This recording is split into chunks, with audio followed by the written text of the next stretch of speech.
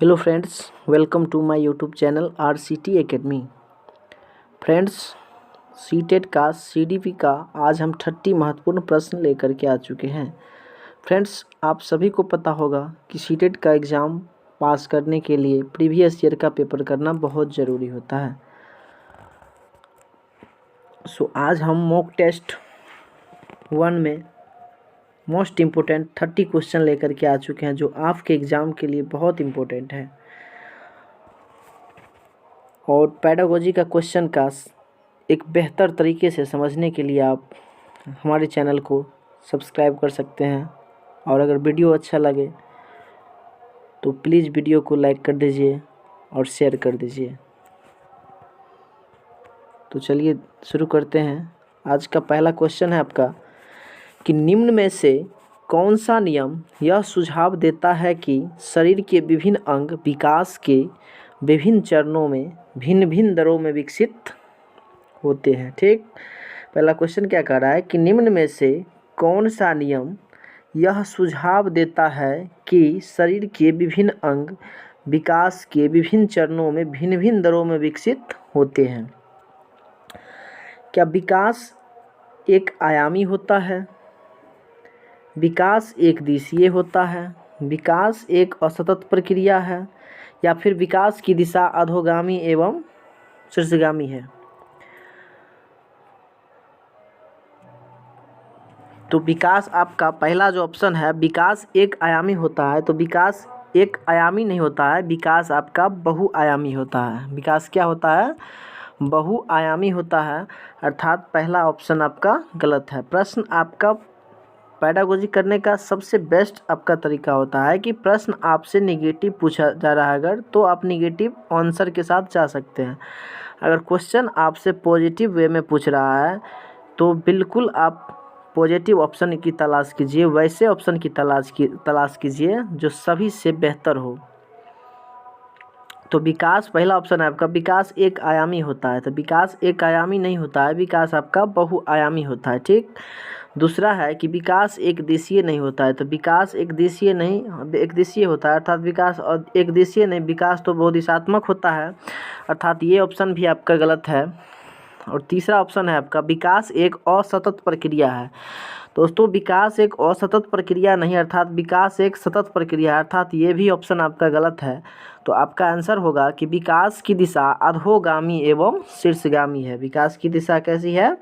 अधोगामी एवं शीर्षगामी है। ठीक है, तो ऐसे किया जाता है। जो ऑप्शन से छांटिए आंसर को। ऑप्शन पॉजिटिव अगर प्रश्न पूछ रहा है तो निगेटिव ऑप्शन सबको छांट दीजिए, जो बचे बस आंसर हो जाएगा आपका। चलिए नेक्स्ट क्वेश्चन देखते हैं। नेक्स्ट प्रश्न है आपका सेकंड नंबर, निम्न में से कौन सा कथन सही है? कह रहा है निम्न में से कौन सा कथन सही है? बच्चों का विकास सामाजिक सांस्कृतिक परिप्रेक्ष्य में होता है। बच्चों का विकास तो सामाजिक सांस्कृतिक परिप्रेक्ष्य में तो होता ही है। नेक्स्ट ऑप्शन भी देख लेते हैं कि बचपन वह अवधि है जिसे 10 भिन्न अवस्थाओं में बांटा जा सकता है। ऐसा कहीं नहीं पढ़े हैं कि बचपन की 10 भिन्न अवस्थाओं में बांटा जा सकता है। थर्ड ऑप्शन है कि बच्चों की सोच सामाजिक अंतःक्रिया से प्रभावित नहीं होती है। बिल्कुल गलत बात है। नहीं वाली बात तो होनी ही नहीं चाहिए। नहीं वाली बात गलत है। पॉजिटिव प्रश्न आपसे पूछा जा रहा है तो बच्चों की सोच जो है सामाजिक अंतःक्रिया से प्रभावित नहीं होती है, ऐसा बात संभव नहीं है। बच्चों की सोच तो अंतःक्रिया, सामाजिक अंतःक्रिया से प्रभावित होगा ही होगा। एक ऑप्शन और है, देख लेते हैं उसमें क्या है। चौथा ऑप्शन है आपका कि बच्चों का विकास केवल आनुवांशिकता पर आधारित होता है। तो बच्चों का विकास केवल आनुवांशिकता पर तो आधारित नहीं होता है। बच्चों का विकास आनुवांशिकता और वातावरण दोनों पर आधारित होता है। और केवल वाली ऑप्शन जब भी मिल जाए उसको तो पहले ही काट दीजिए। अर्थात इसका जो उत्तर होगा वो होगा आपका ए नंबर की बच्चों का विकास एक सामाजिक सांस्कृतिक, बच्चों का विकास जो है एक सामाजिक सांस्कृतिक परिप्रेक्ष्य में होता है। ठीक है, चलिए नेक्स्ट थर्ड नंबर प्रश्न देख लेते हैं। थर्ड नंबर प्रश्न है आपका कि अनुवांशिक विन्यास के पूर्व निर्धारण रूप से प्रकट होने की प्रक्रिया डैश कहलाती है। तो अनुवांशिक विन्यास के पूर्व निर्धारित रूप से प्रकट होने की प्रक्रिया अनुकूलन, अधिगम, समाजीकरण या फिर परिपक्वता। तो अनुकूलन तो नहीं कहलाता है, अनुकूलन तो पियाजे वाली बात हो गया। अधिगम मतलब सीखने वाली बात हो गया। सोशलाइजेशन, समाजीकरण, इसके बारे में लेव वाइगोत्स्की बताए थे। अर्थात इसका ये जो आंसर होगा, अनुवांशिक विन्यास के पूर्व निर्धारित रूप से प्रकट होने की प्रक्रिया परिपक्वता कहलाती है। क्या कहलाती है? परिपक्वता। नेक्स्ट जो प्रश्न है आपका 4 नंबर, समाजीकरण का प्राथमिक और डैश समाजीकरण का द्वितीयक कारक है। तो समाजीकरण का आपका प्राथमिक कारक,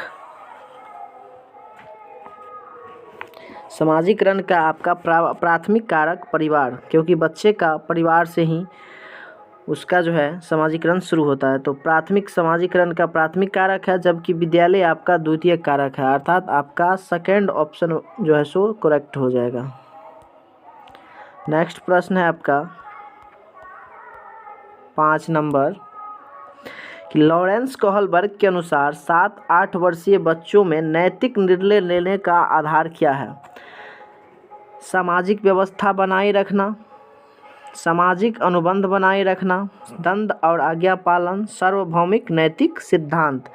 तो 7-8 वर्षीय बच्चा जो होंगे वो कुछ आपका सामाजिक व्यवस्था बनाए रखने की बात नहीं करेंगे, सार्वभौमिक नैतिक सिद्धांत वाली बात उसमें नहीं होगी। वो बच्चा सिर्फ ये समझता है कि जिसके लिए हमें दंड पड़ता है या मार पड़ता है उसी को वो समझता है।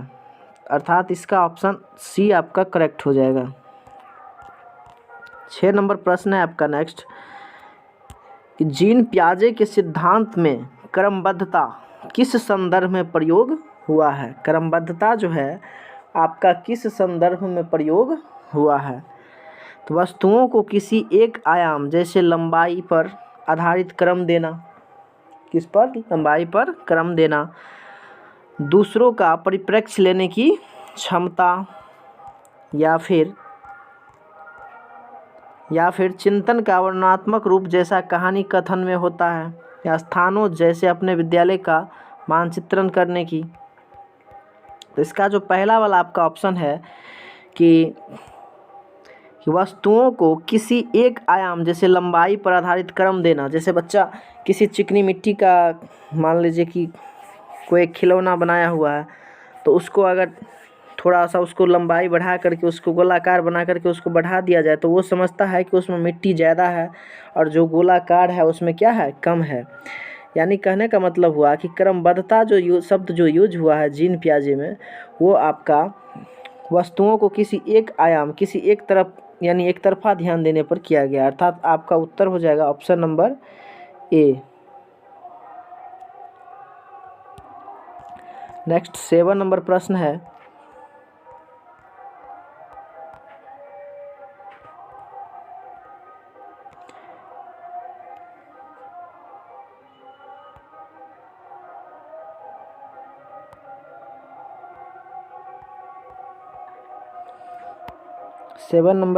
आपका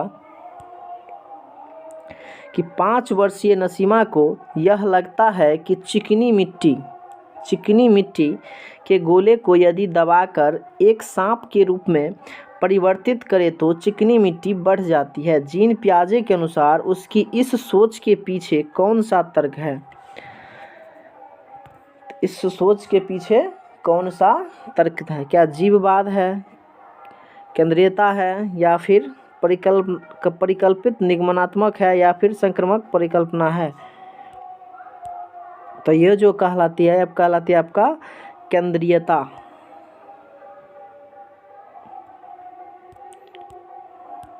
नेक्स्ट है 8 नंबर प्रश्न, लेव वाइगोत्स्की के संज्ञानात्मक विकास का सिद्धांत पर आधारित है। किस सिद्धांत पर आधारित है? लेव वाइगोत्स्की की बात जब भी हो क्वेश्चन में, लेव वाइगोत्स्की से रिलेटेड क्वेश्चन पूछे तो वैसे ऑप्शन की तलाश कीजिए कि जिस ऑप्शन में सामाजिक हो। तो सामाजिक संरचना, व्यवहारवाद, मनोविश्लेषण, सार्वभौमिकता, यानी 8 नंबर का ए ऑप्शन आपका सही हो जाएगा। सामाजिक संरचना।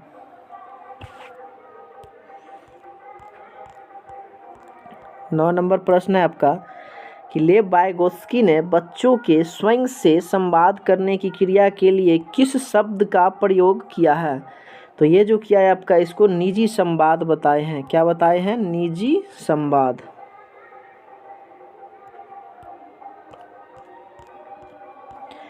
10 नंबर प्रश्न है आपका कि एक प्रगतिशील कक्षा की निम्न में से कौन सी विशेषता है? प्रगतिशील कक्षा की कौन सी विशेषता है? क्या ड्रिल और अभ्यास पर जोर देना, योग्यता आधारित अस्थायी अलगाव। बच्चों को योग्यता आधारित अस्थायी अलगाव तो कभी नहीं करेंगे, अर्थात ये ऑप्शन आपका गलत है। सी में करा है सहयोगिता पूर्ण अधिगम। तो प्रगतिशील कक्षा में कभी भी पुरस्कार और दंड का तो प्रयोग करना ही नहीं है, अर्थात बी ऑप्शन आपका, सी ऑप्शन सही हो जाएगा, सहयोगपूर्ण अधिगम। बच्चे को हमेशा सहयोगपूर्ण अधिगम देंगे, यानी सहयोग करेंगे बच्चे को। प्रगतिशील कक्षा की यही विशेषता है। नेक्स्ट 11 नंबर प्रश्न है कि एक बच्चे में दूसरे की नियत और इच्छाओं को समझने की योग्यता और इस बुद्धि के किस रूप को दर्शाती है? कोई बच्चा है जो दूसरों की इच्छाओं को और उसके नियत को समझने की क्षमता उसमें है, ठीक है।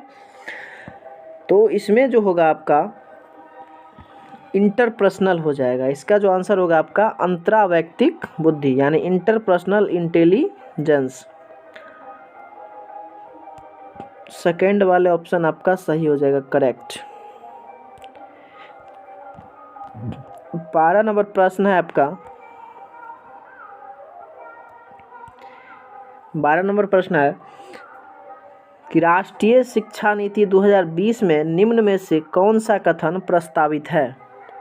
अपनी मातृभाषा में शिक्षित होना शैक्षिक और प्रौद्योगिक उन्नति में बाधक है। बाधक वाली बात फिर नेगेटिव पॉइंट गलत है। बी में कह रहा है कि विद्यालयों को बच्चों को अंग्रेजी भाषा की प्रथम भाषा के रूप में सीखने और बोलने के लिए प्रोत्साहित करना चाहिए। बिल्कुल नहीं, विद्यालय में मातृभाषा में सीखने के लिए सबसे पहला भाषा उसको मातृभाषा होनी चाहिए, अर्थात अंग्रेजी नहीं। सी ऑप्शन है कि बाल विद्यार्थियों के लिए बहुभाषी होने के उच्च संज्ञानात्मक लाभ है। द्विभाषी उपागम विद्यार्थियों में उलझन पैदा करता है। तो सी ऑप्शन आपका करेक्ट हो जाएगा कि बाल विद्यार्थियों के लिए बहुभाषी होने के उच्च संज्ञानात्मक लाभ हैं।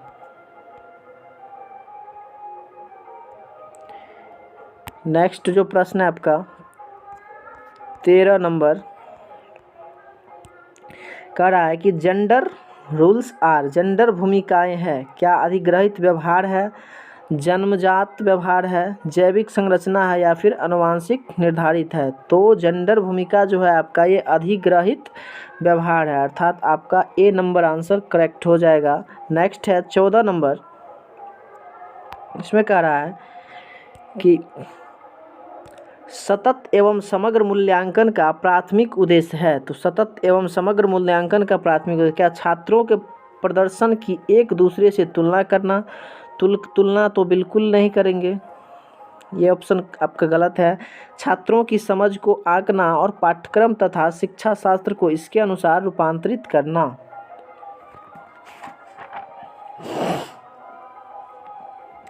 तो बच्चे को, छात्रों को समझ को आंकेंगे और पाठ्यक्रम शिक्षा शास्त्र को इसके अनुसार क्या करेंगे? रूपांतरित करेंगे, अर्थात आपका इसका जो है बी ऑप्शन सही हो जाएगा। 14-15 है अगला कि अपनी कक्षा के लिए मूल्यांकन पद्धति तय करने से पहले एक शिक्षक को किन बातों पर विचार करना चाहिए? मेरे अलावा इन परिणामों का उपयोग कौन करेगा? विशिष्ट छात्रों के अधिगम वक्र का पता लगाने का सर्वोत्तम तरीका क्या है?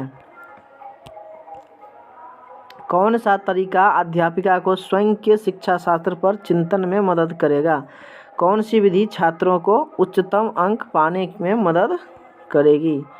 ये 15 नंबर प्रश्न है। 15 नंबर का जो है इसका गलत ऑप्शन दिया है। इस क्वेश्चन को छोड़िए, 16 नंबर देख लेते हैं।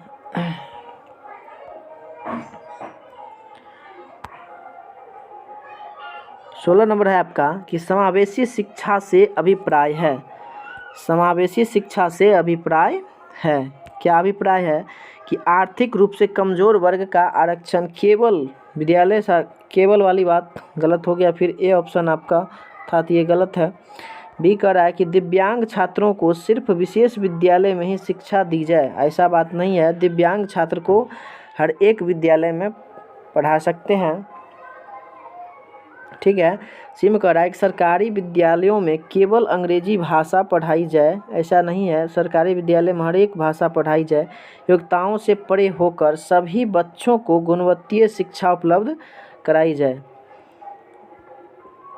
तो आप इसका 2 ऑप्शन तो वैसे ही कट जा रहा है, केवल है। बी सी ऑप्शन केवल है और ए भी केवल है, तो केवल वाली छांट दीजिए। बाद बाकी दिव्यांग छात्रों को सिर्फ विशेष विद्यालय में शिक्षा, ये भी गलत है आपका। अर्थात आपका उत्तर जो हो जाएगा वो हो जाएगा डी नंबर कि योग्यताओं से परे होकर सभी बच्चों को गुणवत्तीय शिक्षा यानी गुणवत्तापूर्ण शिक्षा उपलब्ध कराया जाए। अर्थात डी ऑप्शन आपका सही हो जाएगा। 17 नंबर प्रश्न है अगला। कह रहा है कथन ए है कि पढ़ाते समय एक शिक्षक को पाठ्य सामग्री को दर्शाने के विभिन्न तरीके अपनाने चाहिए। बिल्कुल सही बात है कि शिक्षक को पढ़ाते समय पाठ्य सामग्री को दर्शाने के विभिन्न तरीका अपनाना चाहिए। और कारण यह है कि शिक्षक को अधिगमकर्ताओं की विविध आवश्यकताओं हेतु उसको शिक्षा शास्त्र को अनुकूल बनाना चाहिए, बच्चे के अनुकूल बनाना चाहिए। ये भी आपका सही बात है, यानी कि ए और आर दोनों सही जिस ऑप्शन में होगा वो आपका आंसर हो जाएगा।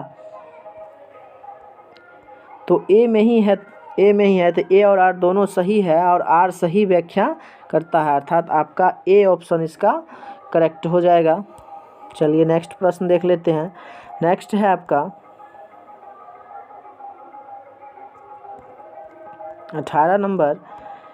इसमें कह रहा है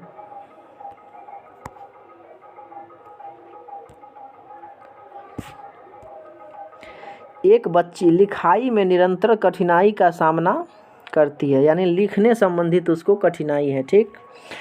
अक्षर बनाने और शब्दों के बीच अंतराल करने में चुनौती महसूस होती है। यह लक्षण किस अधिगम विकार की ओर इशारा करती है? तो यह आपका तो आलेख वैफल्य हो गया। पठन वैफल्य, पढ़ने में जब कठिनाई होगा तो पठन वैफल्य, और जब लिखने में कठिनाई है तो आलेख वैफल्य यानी लेखन वैफल्य जिसको भी बोलते हैं। डिस्ग्राफिया, डिसलेक्सिया पठन वैफल्य, तो डिसलेक्सिया लेखन वैफल्य, डिस्ग्राफिया गुना संबंधित अगर होगा कोई समस्या तो उसको बोलते हैं डिस्कैलकुलिया, ठीक। और ध्यान एवं अति सक्रियता विकार होता है। सो इसका जो आंसर हो जाएगा आपका वो हो जाएगा आपका आलेख वैफल्य, आलेख वैकल्य, यानी कि बी ऑप्शन इसका करेक्ट हो जाएगा। नेक्स्ट प्रश्न है 19 नंबर। इसमें कह रहा है कि विद्यार्थियों में व्यक्तिगत भिन्नताओं को पूरा करने के लिए एक शिक्षक को, यानी व्यक्तिगत जो भिन्नताएं होती है उसको पूरा करने के लिए एक शिक्षक को क्या करना चाहिए? क्या मानकीकृत पद्धति और आकलन के तरीकों का उपयोग करना चाहिए? तो मानकीकृत पद्धति का उपयोग नहीं करना चाहिए। सेकेंड ऑप्शन है आपका शिक्षा शास्त्रीय उपागमों और मूल्यांकन के विविध साधनों का उपयोग करना चाहिए। रटत आधारित अधिगम को निर्धारित करने के लिए एक रूप शिक्षा का इस्तेमाल करना चाहिए। रटन वाली बात आपका निगेटिव है, सी ऑप्शन गलत है आपका। और डी में कह रहा है कि पेपर पेंसिल आधारित परीक्षणों की संख्या में वृद्धि करना चाहिए। पेपर पेंसिल आधारित टेस्ट कभी भी नहीं लेना है, अर्थात आपका इसका जो है बी नंबर करेक्ट हो जाएगा कि शिक्षा शास्त्रीय उपागमों और मूल्यांकन के विविध साधनों का उपयोग करना चाहिए, अर्थात बी ऑप्शन आपका करेक्ट हो जाएगा। नेक्स्ट प्रश्न है आपका, आइए 20 नंबर हाँ 20 नंबर।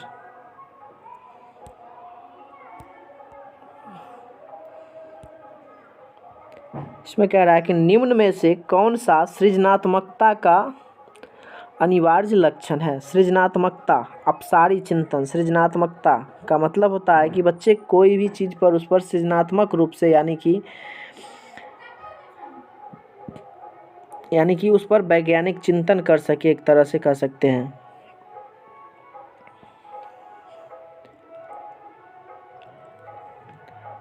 तो निम्न में से कौन सा सृजनात्मकता का अनिवार्य लक्षण है, तो ये आपका जो है अपसारी चिंतन हो जाएगा।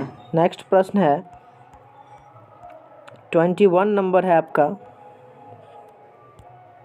इसमें कह रहा है कि छोटे बच्चे ज्ञान की संरचना और अर्थ किस प्रकार निकालते हैं। सक्रिय अन्वेषण द्वारा। सक्रिय अन्वेषण द्वारा, बिल्कुल सही बात है ये। खेल द्वारा, खेल द्वारा भी, खेल खेल में बच्चे सीखते हैं। पदार्थों पर क्रिया और प्रयोग द्वारा, क्रिया भी सहपाठियों और वयस्कों संग सहभागिता द्वारा। ये ऑप्शन आपका चारों का चारों ऑप्शन आपका यानी कि सही है, यानी कि इसका डी ऑप्शन आपका जो होगा वो करेक्ट हो जाएगा। क्वेश्चन कर रहा है कि छोटे बच्चे ज्ञान की संरचना और अर्थ किस प्रकार निकालते हैं। सक्रिय अन्वेषण द्वारा तो निकालवे करेंगे। खेल द्वारा भी बच्चे सीखते हैं। पदार्थों पर क्रिया और प्रयोग करके भी सीखते हैं बच्चे। सहपाठी और वयस्कों संग सहभागिता, सहपाठी द्वारा और वयस्कों द्वारा, अपने से बड़ों द्वारा भी सीखते हैं। तो इसका जो राइट आंसर होगा वो होगा आपका डी नंबर, अर्थात 1, 2, 3, 4 सभी ऑप्शन इसका सही हो जाएगा। 22 नंबर प्रश्न है। 22 नंबर प्रश्न है आपका कि एक अध्यापिका बच्चों को फ़ोन नंबर रटने के लिए फ़ोन नंबर के 10 अंकों को 3-4 अंकों के समूहों में बांटकर याद करना सुझाती है। अध्यापिका द्वारा सुझाई गई यह रणनीति डैश कहलाती है। क्या कहलाती है? क्या खंडीकरण कहलाती है, कूटलेखन कहलाती है, स्वांगीकरण कहलाती है, या फिर अनुकूलन? तो अनुकूलन तो होगा ही नहीं, ये तो पियाजे वाली बात है।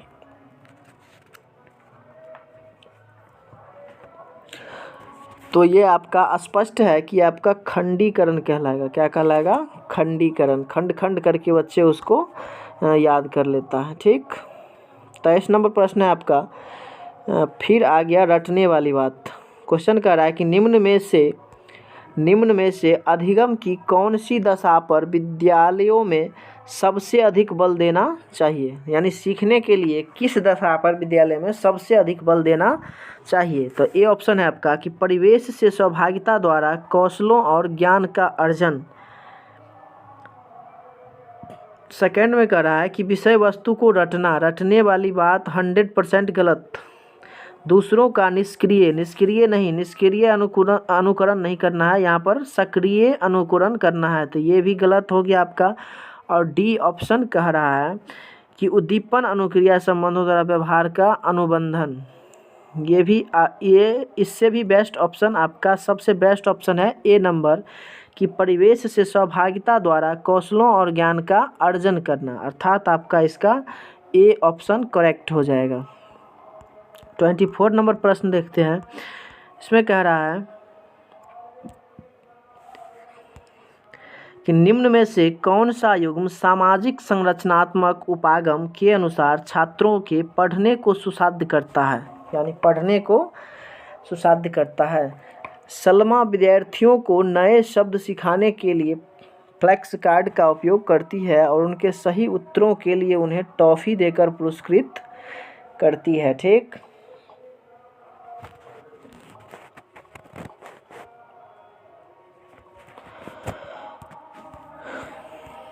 सेकेंड ऑप्शन कह रहा है आपसे कि प्रामति विविध प्रकार की पुस्तकें अपने विद्यार्थियों को पढ़ने के लिए देती है। जो विद्यार्थी एक विशिष्ट पुस्तक पढ़ते हैं उन्हें नियत रूप से पुस्तक पर परिचर्चा करने के लिए कहती है, अर्थात ये ऑप्शन आपका सही है, सेकेंड नंबर। थर्ड में कह रहा है कि अरुंधति नए शब्दों का अर्थ समझने के लिए संदर्भ संबंधी संकेतों के इस्तेमाल पर बल देती है। ये ऑप्शन भी सही है। और डी कह रहा है 4 नंबर की रेखा अपने विद्यार्थियों को उन शब्दों को 5 बार लिखने के लिए देती है जो वह वर्तनी परीक्षा में गलत करते हैं। 5 बार लिखवाना ये कोई समस्या का निदान नहीं है, 5 बार लिखाने से नहीं होता। उसको एक जो है सो उसको यानी कि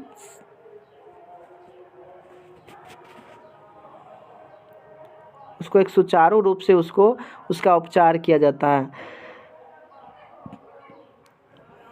सो इसका जो आपका आंसर होगा सो आपका सेकेंड और थर्ड नंबर हो जाएगा, आपका सेकेंड और थर्ड नंबर सही हो जाएगा। तो सेकेंड और थर्ड आपका सी ऑप्शन में है, सो आपका इसका सी नंबर करेक्ट हो जाएगा।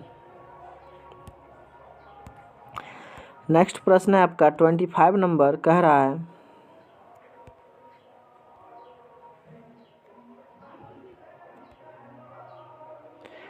25 नंबर कह रहा है कि एक शिक्षक होने के नाते आप अपने छात्रों में समस्या समाधान क्षमताओं को किस प्रकार सुसाध्य कर सकते हैं। मतलब एक अच्छे शिक्षक होने के नाते आप उसकी समस्याओं को किस प्रकार समाधान कर सकते हैं। अपने विद्यार्थियों में डर की भावना पैदा करके बिल्कुल नहीं। समस्याओं के हल हेतु अटल तरीके का इस्तेमाल को बढ़ावा देकर बिल्कुल नहीं।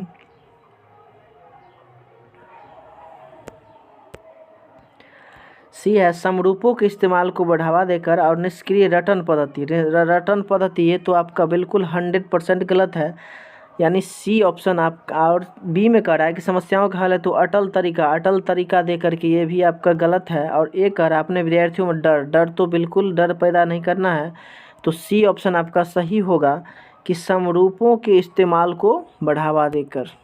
नेक्स्ट प्रश्न है आपका निम्नलिखित में से कौन सा सार्थक अधिगम को सुसाध्य करेगा। तो सार्थक अधिगम को कौन सुसाध्य करेगा। ऑप्शन है कक्षा में संदर्भ रहित अधिगम को बढ़ावा देना, एक समस्या पर विविध तरीकों के विचार करने के लिए प्रोत्साहित करना, रट्टा मारकर सीखने को प्रोत्साहित करना बिल्कुल नहीं, शिक्षक द्वारा सैंपल पर उत्तरों को नकल करना। इसका जो है आपका बी ऑप्शन करेक्ट हो जाएगा कि एक समस्या पर विविध तरीकों से विचार करने के लिए बच्चों को हम क्या करेंगे, उसको प्रोत्साहित करेंगे। ठीक है, बच्चे को क्या करेंगे, प्रोत्साहित करेंगे, यानी कि बी ऑप्शन आपका सही हो जाएगा। नेक्स्ट प्रश्न है 27 नंबर अगर विद्यार्थी अपने कार्य की सफलता को आंतरिक कारणों पर आरोपित करते हैं तो उनमें डैश की भावना उत्पन्न होती है। विद्यार्थी अपने कार्य की सफलता को आंतरिक कारणों पर आरोपित करते हैं। बच्चा अपनी सफलता को वो अपना आंतरिक कारणों पर आरोपित करते हैं कि क्या कारण है कि हमको आज सफलता मिला है। तो बच्चों में जब ये वाली भावना आती है तो बच्चा अपने आप को क्या करता है, गर्व महसूस करता है। ठीक है, बच्चा क्या करता है, आपका गर्व महसूस करता है। नेक्स्ट प्रश्न है आपका 28 नंबर में कह रहा है कि शिक्षा के प्राथमिक स्तर पर बहुसंवेदनीय उपागम के इस्तेमाल को प्रोत्साहित करना चाहिए क्योंकि यह अधिगम को और अधिक प्रभावशाली बनाता है। सेकंड है यह कुछ बच्चों को शिक्षा से वर्जित करने के मौके देते हैं, ऐसी बात नहीं है। सी है आपका कि अध्यापक निर्देश अवधि का काफ़ी समय बचाता है। डी है यह बच्चों में अज्ञापरायणता पैदा करता है। तो ये सभी ऑप्शन आपका सबसे सटीक ऑप्शन है आपका ए नंबर कि यह अधिगम को और अधिक प्रभावशाली बनाता है, अर्थात आपका ए ऑप्शन सही हो जाएगा। नेक्स्ट प्रश्न है आपका ये 29 नंबर कहता है कह रहा है इसमें कि बच्चे अक्सर विभिन्न संकल्पों के बारे में वैकल्पिक संकल्पनाएं और भ्रांतियां गठित कर लेते हैं। इस संदर्भ में कौन सा कथन सही नहीं है। आपसे निगेटिव प्रश्न पूछा जा रहा है, कौन सा सही नहीं है। क्या एक अध्यापिका को बच्चों द्वारा गठित वैकल्पिक संकल्पनाओं और भ्रांतियों को सख्त रूप में हतोत्साहित करना चाहिए। हतोत्साहित निगेटिव वाली बात है, यही आपका आंसर हो सकता है। बिल्कुल नेगेटिव प्रश्न पूछ रहा है तो नेगेटिव ही ना आंसर होगा आपका। चलिए आज की वीडियो में इतना ही तक, मिलते हैं एक नेक्स्ट वीडियो के साथ, तब तक के लिए जय हिंद।